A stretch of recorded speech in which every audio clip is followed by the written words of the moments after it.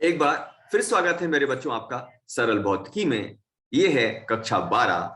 पाठ है आज का रेडियो धर्मिता और रेडियो धर्मिता का ये है लेक्चर नंबर 2। इस लेक्चर नंबर 2 में हम लोग रेडियो धर्मिता का पूरे पाठ को ही आज खत्म करेंगे। चलिए शुरू करते हैं मेरे बच्चों।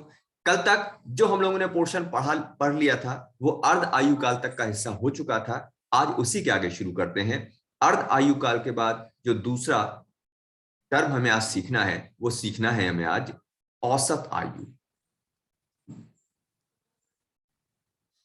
औसत आयु।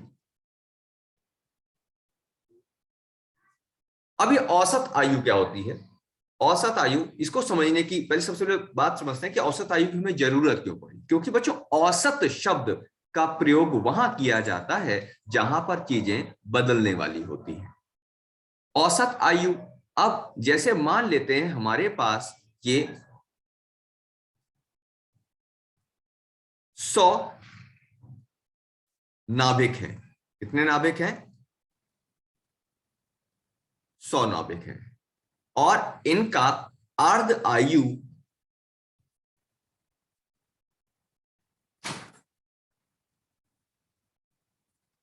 1 वर्ष है। मान लिया मैंने, मेरे पास 100 नाभिक हैं और इन नाभिकों का जो औसत आयु है वो 1 वर्ष है। तो 1 वर्ष के बाद यहां पर कितने बचेंगे? 1 वर्ष के बाद पहले 100 थे, अर्ध आयु 1 वर्ष है, तो 1 वर्ष के बाद यहां पर इनकी संख्या कम हो जाएगी और ये कितने बचेंगे? ये बचेंगे 50 नाभिक। ये बात तो सही हो गई, लेकिन इसमें एक बहुत बेसिक बात है। ये तो तय है कि 100 में से 50 बचेंगे, लेकिन ये तय नहीं है कि वो 50 कौन से वाले होंगे। क्या ये होगा, क्या ये होगा, क्या ये होगा? नहीं मालूम। यानी हमें ये तो मालूम होता है कि आधे रह जाएंगे, आधे विघटन हो जाएगा आधे का, लेकिन कौन से नाभिक का विघटन होगा ये पूरी तरीके से मालूम नहीं होता। इसका मतलब ये हो गया कि हो सकता है ये जो पहले वाला नाभिक है ये पहली बार में बचा रह जाए, ये बचा रह जाए। हो सकता है फिर 1 वर्ष की बात, 1 वर्ष बाद बोले 50 से फिर कितने हो जाएंगे? 25 वर्ष हो जाएगा। 50 से कितने रह जाएंगे? 25 रह जाएंगे, 25 नाभिक रह जाएंगे। लेकिन क्या ये वाला नाभिक जिसकी हम बात कर रहे थे इसमें होगा? तो हो भी सकता है और नहीं भी। कहने का मतलब है कि किसी एक नाभिक, हो सकता है कोई नाभिक पहले अर्धायु काल में ही विघटित हो जाए, और कोई ऐसा भी हो सकता है जो कई सारे विघटन, ये बहुत सारी अर्ध आयु काल के बाद भी विघटित ना हो। बिल्कुल म्यूजिकल चेयर जैसा हो सकता है कोई पहली बार में ही आउट हो जाए, हो सकता है कोई लास्ट के गेम तक चलता रहे। यानी सबकी आयु निश्चित नहीं होती। कोई हो सकता है 1 वर्ष जी रहा है, कोई 2, कोई 3, कोई 4। तो यहां पर क्या निकालना पड़ता है? औसत आयु। अब इसलिए हमें किसका यूज करना पड़ता है? औसत आयु का यूज करना पड़ता है। तो radio active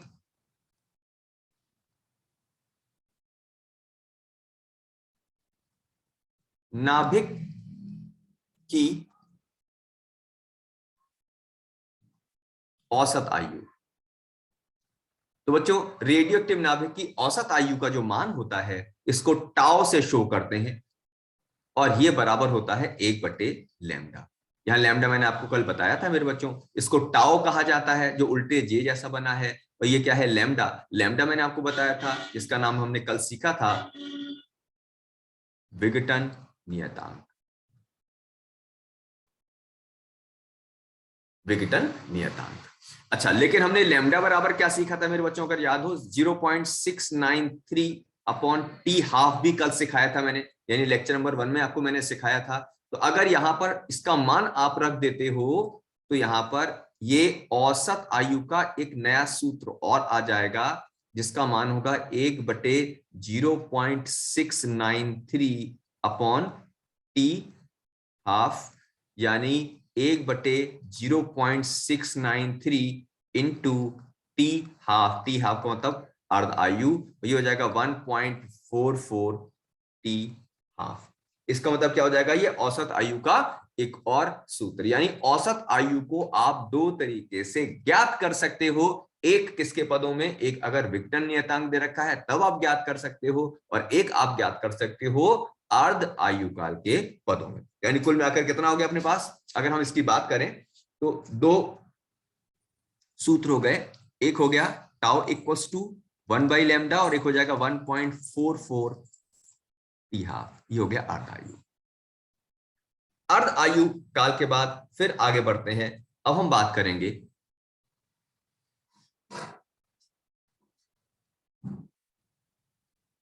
radio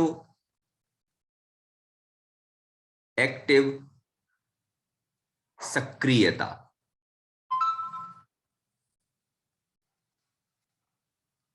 radio active सक्रियता, इसको इंग्लिश में कहते हैं activity. Activity of radio active substance.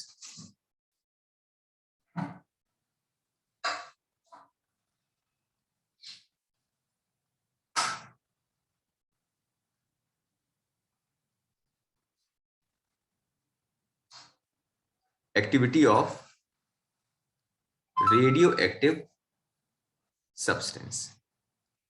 Activity of radio active substance बच्चों कैसे करेंगे इसको समझ लेते हैं।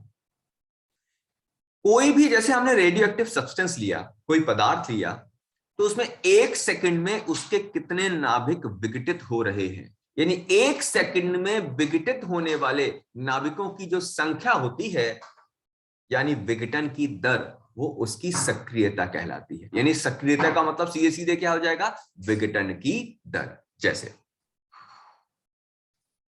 इसी परिभाषा लिख लीजिए, रेडियो एक्टिव नाभिक की सक्रियता उसके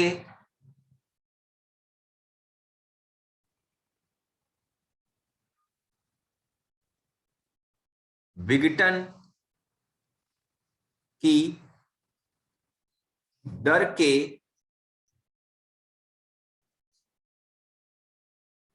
समानुपाती होती है। इसे ए से प्रदर्शित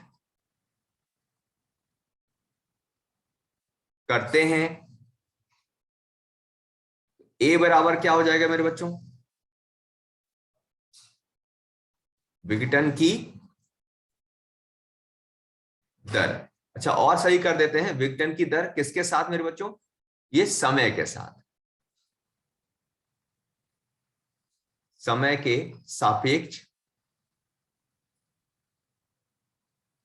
तो ए बराबर कितना हो जाएगा बच्चों, -dn/dt, जैसा कि आपको मैंने लेक्चर 1 में सिखाया था। ठीक, तो विघटन की दर ए किसके बराबर होगी मेरे बच्चों, -dn/dt। लेकिन एक और विशेष बात, परंतु बच्चों -dn/dt ये किसके बराबर था, अगर मेरे बच्चों को याद हो तो ये लैम्डा n के बराबर था। किसके नियम से, रदरफोर्ड तथा सोडी के नियम से। ये लेक्चर 1 में मैंने बताया बच्चों। देखो मैं लेक्चर 1 लेक्चर 2 जो बोलता हूं, तो आप अगर लेक्चर 2 में सीधे इसको देख रहे हो तो थोड़ा कम समझ में आएगा, तो बेहतर है आप लेक्चर 1 भी देखो मेरे बच्चों। -dn/dt लैम्डा n के बराबर हो जाएगा मेरे बच्चों। अतः सक्रियता ए बराबर क्या आ जाएगा, लैम्डा n। ये बड़ा इंपॉर्टेंट सूत्र है और बोर्ड एग्जाम में इसमें ढेर सारे क्वेश्चन आते हैं। यहां पर ध्यान रखना है मेरे बच्चों, n क्या होता है, लैम्डा क्या है, लैम्डा नहीं भूलना है आपको। लैम्डा क्या आ जाएगा, विघटन नियतांक कहलाता है, और एन क्या कहलाता है?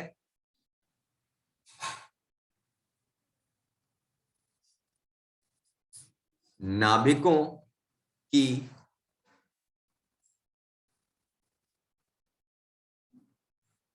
तात्कालिक संख्या। ये तात्कालिक संख्या का मतलब मेरे बच्चों होता है कि जब आप इसको देख रहे हो उस समय पर संख्या।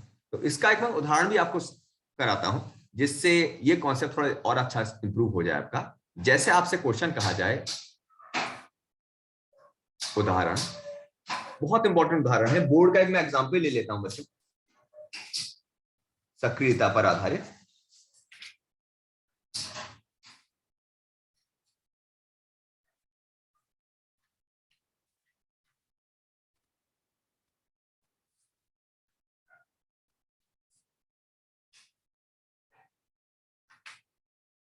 मैं जरा बोर्ड वाला क्वेश्चन देख लूं।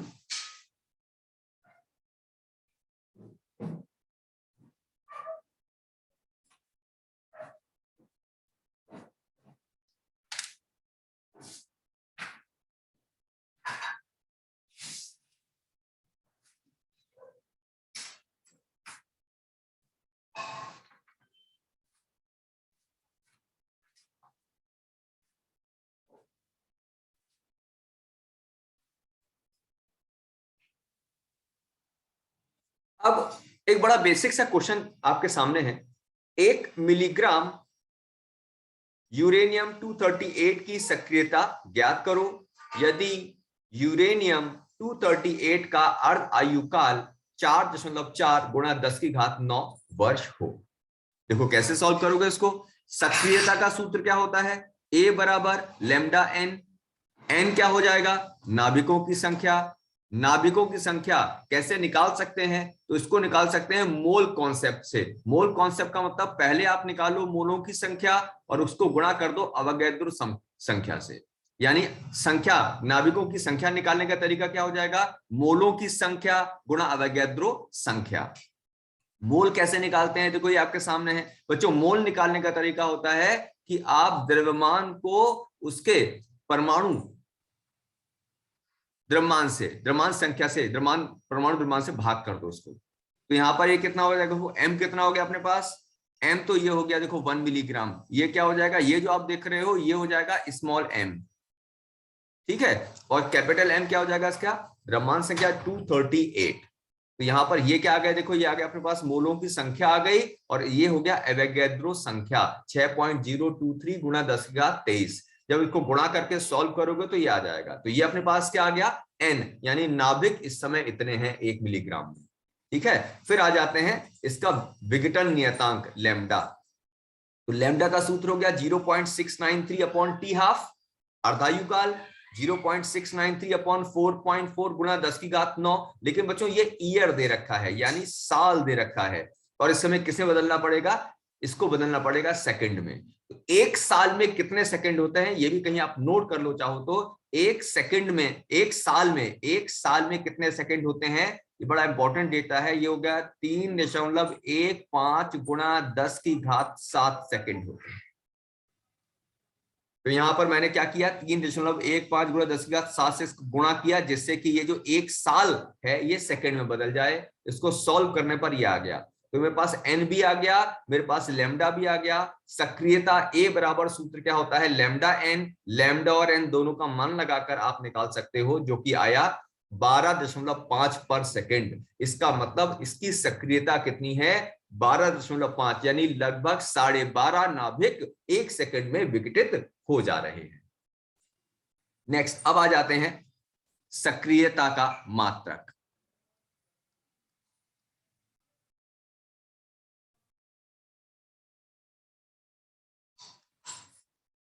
अब सक्रियता के मात्रक की अगर आप बात करोगे तो सक्रियता के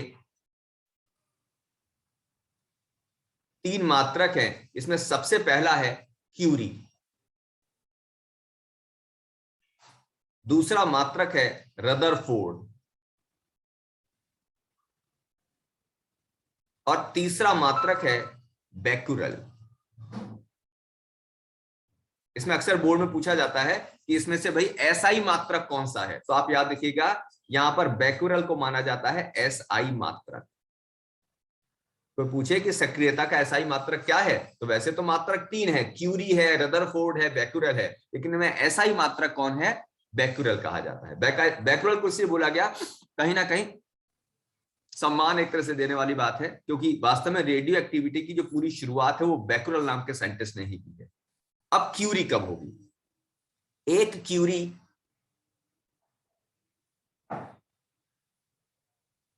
एक क्यूरी बराबर 3.7 गुणा 10 की घात 10 विघटन प्रति सेकंड। यानी किसी रेडियो एक्टिव नाभिक की सक्रियता एक क्यूरी कब कहलाएगी, किसी रेडियो एक्टिव नाभिक की सक्रियता एक क्यूरी तब कहलाएगी जब उस पदार्थ में से 3.7 गुणा 10 की घात 10 नाभिक एक सेकंड में विघटित होते हैं। तो अगर कोई ऐसा पदार्थ है जिसमें 3.7 गुणा 10 की घात 10 विघटन प्रति सेकंड हो रहे हैं, तो उसका जो सक्रियता है, उसका सक्रियता कहलाएगी एक क्यूरी। ऐसे ही रदरफोर्ड की अगर हम बात करते हैं मेरे बच्चों, तो रदरफोर्ड जब किसी रेडियो एक्टिव नाभिक में एक सेकंड में 10 लाख यानी 10 की घात 6 विघटन प्रति सेकंड होते हैं, तो अगर 10 की घात 6 विघटन प्रति सेकंड हो रहे हैं, तब उस समय उसका मात्रक कहलाएगा मेरे बच्चों रदरफोर्ड कहलाएगा। और बैक्यूरल जो कि एसआई यूनिट है, ये होता है एक विघटन प्रति सेकंड। एक विघटन प्रति सेकंड मतलब कि अगर कोई एक रेडियो एक्टिव नाभिक है और उसका एक सेकंड में एक नाभिक ही विघटित हो रहा है, तो उसकी जो सक्रियता है वो एक बैक्यूरल कहलाती है। ठीक है, यहीं पर एक क्यूरी में एक और चीज सीख सकते हो, जैसे एक 1 मिली क्यूरी, मिली क्यूरी। तो अगर एक मिली क्यूरी कहेंगे तो उसमें से 3 घात कम कर दो, विघटन प्रति सेकंड। ठीक है, ये सारे इसके मात्रक कहलाते हैं। आगे देखते हैं, सक्रियता पर यह भी आपको ध्यान रखना है कि अगर ए नॉट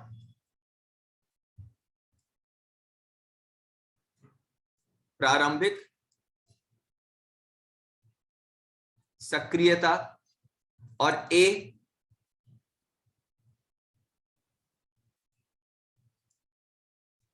किसी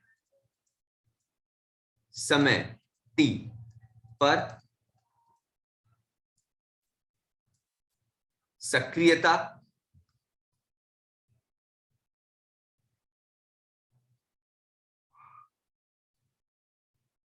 हो, इसको तात्कालिक सक्रियता भी कह सकते हैं।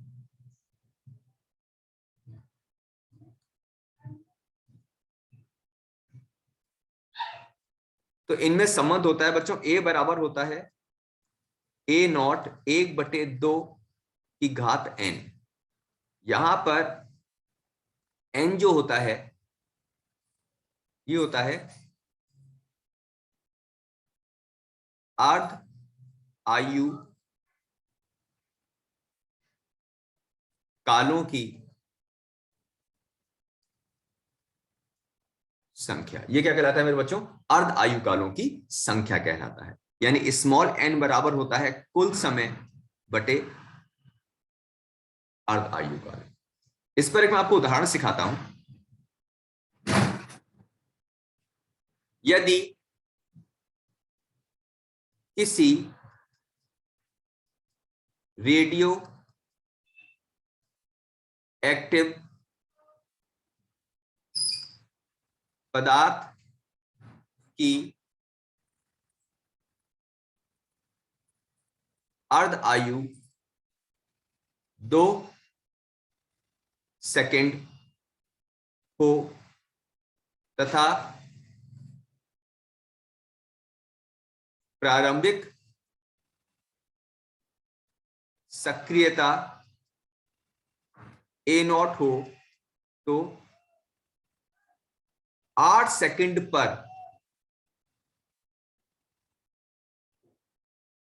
उसकी रेडियो एक्टिव सक्रियता क्या होगी? कैसे करेंगे देखो, अभी सूत्र बताया था, ए बराबर ए नॉट 1/2 की घात n, ए नॉट 1/n का मान था T/अर्ध आयु,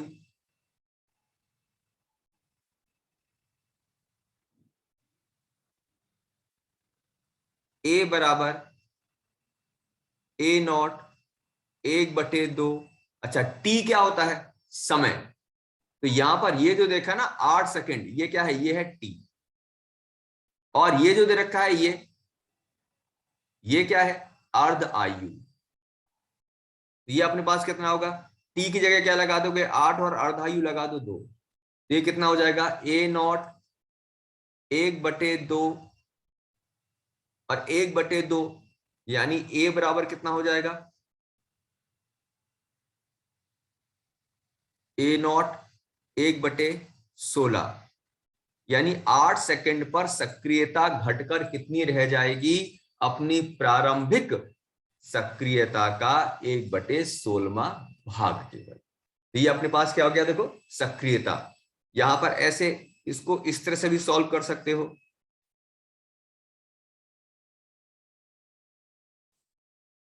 दूसरा क्वेश्चन लेते हैं। यदि एक रेडियो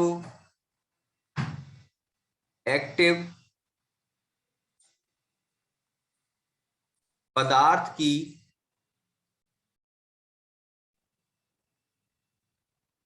प्रारंभिक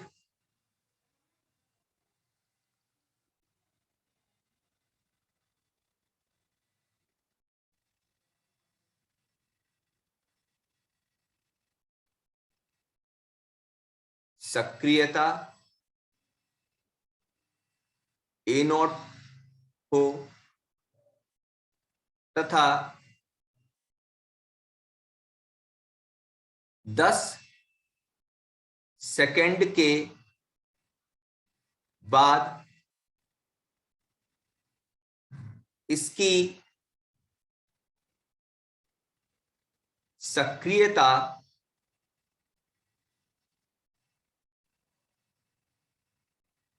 प्रारंभिक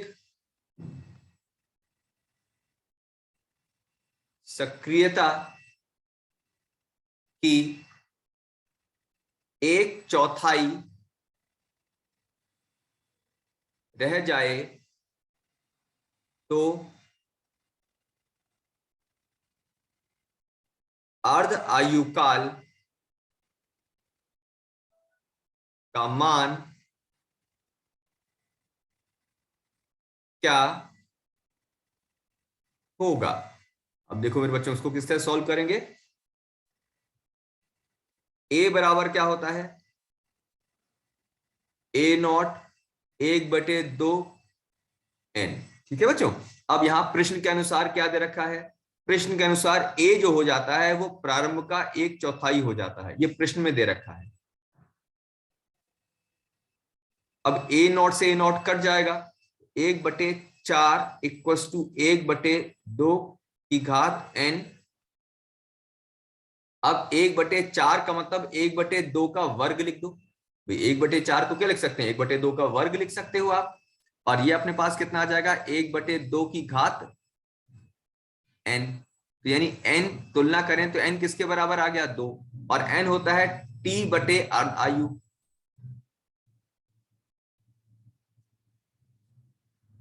समय कितने समय में हो गया? 10 सेकंड में ऐसा हो गया था। तो ये हो जाएगा 10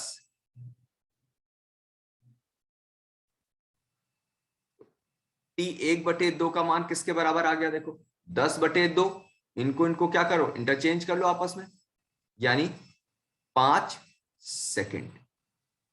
यानी इस पदार्थ का जो अर्ध आयु है वो कितना होगा मेरे बच्चों? वो होगा 5 सेकंड। कल, हालांकि ये टॉपिक थोड़ा सा बड़ा है और ऑनलाइन में चीजों को थोड़ा स्लो चलाना पड़ता है जिससे बच्चे आराम से इसको समझ पाए।